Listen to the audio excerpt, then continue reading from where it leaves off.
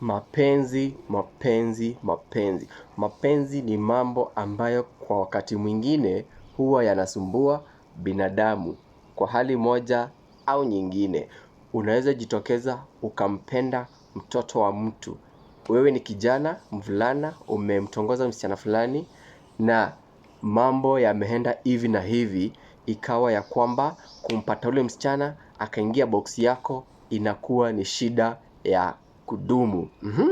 Unampenda mtu lakini yeye hakupendi. Maybe anapenda mwingine ama anaona ya kwamba wewe klasi yako haijafika, haujahitimu kwa klasi yake. Yeye amejiweka kwa katika hali ya juu kiwango ya kwamba wewe mwenyewe huwezi fika bei kwake. Okay? So hili ni jambo ambalo lilinitokezea mimi mwenyewe kwa muda wa hapo awali, ambapo nilikuwa sijaoa, nilikuwa namtafuta mpenzi akaweze kuwa girlfriend wangu, mchumba wangu, lakini mambo yaliweza kuenda segemnege, jinsi ambavyo Waswahili wanavyosema. Nilimpenda msichana wa mtu fulani, sitamtaja jina lake, na nikampenda, nikamwambia ninamhitaji awe mchumba wangu, nitampeleka auti, nitaweza kumbuyia chochote ambacho anachoitaka, na iwapo nina uwezo huo wa kumnunulia kile ambacho anachohitaji. Msichana pale yeye aliweza kumwambia yeye hana mchumba, yeye ako single, lakini hataki mambo ya mahusiano, japo ya kuwa alikuwa amekwisha maliza kidato cha 4, alikuwa yuaenda katika shule ya university. Alright? So kilichotokea ni hivi, mimi nilitupa mistari pale pale, nikaenda nikaomba mistari kutoka kwa marafiki zangu, jinsi nitakavyoweza mtongoza yule msichana aweze kuingia box yangu, lakini wapi, halikuwezekana. Mwishowe jamaa mwingine akanipa ushauri ya kwamba nikaweze kuenda kwa mganga na mganguzi, na ataweza kunipa kitu fulani ambacho nikimfanyia huyu mwanadada ataingia box yangu pap, na atakuwa mpenzi wangu, japo kwa inshallah ya mazingaombwe. Nilijaribu kuenda kwa hiyo jamaa, tukaenda na yeye, ilikuwa on Sunday. Moja kwa moja tukaenda kwa jamaa fulani, nyumba fulani, tukaambiwa tukaweze kuwekelea shilingi 150 katika kibeti fulani. Mimi nikaeka juu mimi ndio nilikuwa na shida pale. Akaniambia, kijana, habari yako mzuri, nakuona uko na shida ya mahusiano, unampenda mtu ambaye hakutaki, lakini ninaweza kukusaidia. Ninaweza nikakusaidia ukaweze kumpata huyu mwanadada, na atakuwa mchumba wako forever. Alright? So ule mganga alinipa kamba wanaitanga kamote, alinipa kitu fulani pale, na akaniambia nikaweze kuweka kwa mfuko wangu, na siku ambayo nitaweza kwenda kukutana na ule msichana ama niende kumuongelesha, asalimike ama asisalimike, ile mitishamba itakuwa imemshika ule mwanadada. Alright? So mimi ndio nikaenda, nikajua yeye anatokanga kanisa saa 6 kamili. Si unaona? Hiyo saa 6 kamili mimi ndo huyo nikaenda. Ndo ule ametoka pale, nikamwambia ni aje. Aliniangalia tu hivi na hivi na akanifanyia akaniongelesha, akaniambia mimi si wa type yako. Alright? Hiyo ndo ilikuwa mara ya kwanza yeye kuniongelesha. Alikuanga yeye aniongeleshe, ananiongea na gestures. Okay? So baada ya kuniambia ya kwamba mimi si type yake, alitembea katika dakika kama moja hivi akiwa mbele, nikimfuata nyuma, akasimama.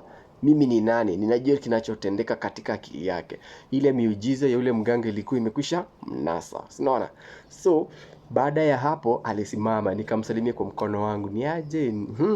Sitaki kujitaja jina lake. Akaniambia, mambo poa sana, wewe unitangwa nani? Umekuwa ukinifuatilia siku mingi sana. Si unaona? Tukaongea vile, akanipa date, akaniambia siku ya Ijumaa nikaweze kumpata mahali fulani, na nitajiongelesha ambacho ninachokitaka. Unaona? So siku ikafika, nikaenda nikampata yule msichana. Alikuwa amekwisha nipa namba zake za simu. Baada ya kunipa namba za simu, nilienda tukaongea 1-2. Baada ya hapo, after muda fulani aliweza kuvisit nyumba yangu, na mahusiano yakaweza kuendelea pale. Mimi ni nani? Nikajitupa mistari pale pale, nikijua yale ya mganga yalinisaidia. Kidogo kidogo ndio hiyo mchumba tumepushi naye almost almost mwaka mzima. Pale raha mimi mwenyewe ninaila. Raha naila kuila. Baada ya hapo, kumbe ile mambo ya mganga haikuangi permanenti, inakuanga ya short term periods. Ati mess up na mambo fulani, hiyo issue ya kumshika ule msichana itaweza enda kupoteleana na ishe hivyo hivyo. So sijui ni nini kilichotokea. Msichana kafura pale kama kaimati, msichana aniongeleshi. Mimi nasikia vile kwamba simuhitaji katika roho yangu, kwa maana yale yalikuwa mambo ya mazingaombwe. Nikaanza kuifeel, na nini ambacho kilikuwa kimenifanya nikaanza kuvutiwa na huyu mwanadada. Ni jambo ambalo lilinikera sana. Nikaona this is not where I belong to. Okay? Na ule msichana pia naye kuna mvutano papa na pale, na tukaweza kubreak up na ule mwanadada. Okay? So ni mambo ya dunia. Yale mambo ya mazingaombwe yako. Lakini na kuomba ya kwamba upendo dhabiti ni pale ambapo wewe unampenda mtu na mwisho yeye pia ana reciprocate. Pia yeye anakupenda. Na haya mambo yakiendelea hivi na hivi, huwa yanasababisha watu kupendana kwa dhati, kwa maana ni ule upendo wa Mungu aliyotuachia. Unaona? Mambo ya mazingaombwe ni mambo ya kishetani, na ni mambo ambayo ni ya short term period. Mambo ya Mwenyezi Mungu ni long term period. Okay? So hiyo ni story ambayo ilishawahi nitokea na iliweza kunichanganya akili, na nilijua ya kwamba mambo ya pia ya kishetani yapo, japokuwa si ya kudumu. Ni mambo ambayo ni ya short term period. Unaona? So majamaa, nimewaomba ya kwamba mkaweze kusubscribe katika channel yangu, na mkisubscribe, comment down there uniambie una watch hii video ukiwa wapi, na nitaweza kushukuru sana. Share hii video, turn on the verification bell, and nimeshukuru sana kwa kuwa umetenga muda wako na kuwatch hii video yangu. So nawaomba ya kwamba tukaweze kuwa makini sana tunapodetiana na watu, kwa maana pia jambo kama hili linaweza kukupata wewe mwenyewe. Unaona? Kama inaweza kuingia mambo na mapenzi, pia inaweza kuingia mambo na pesa.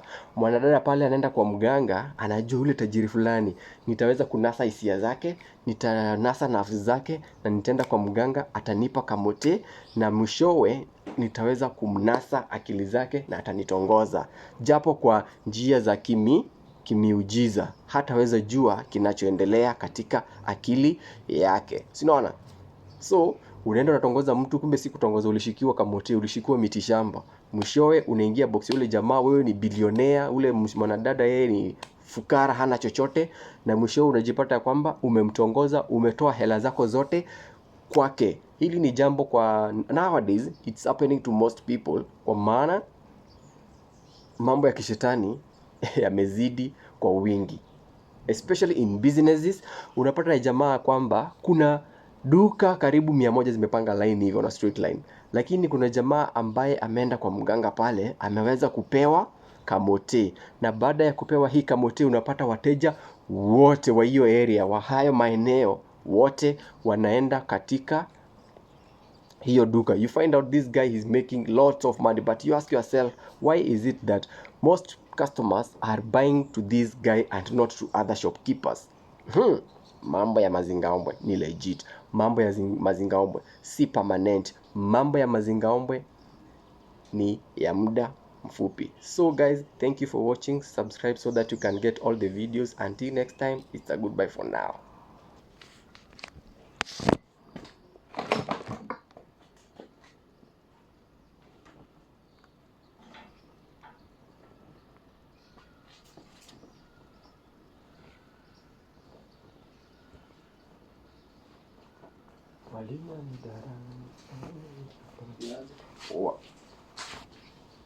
Fika.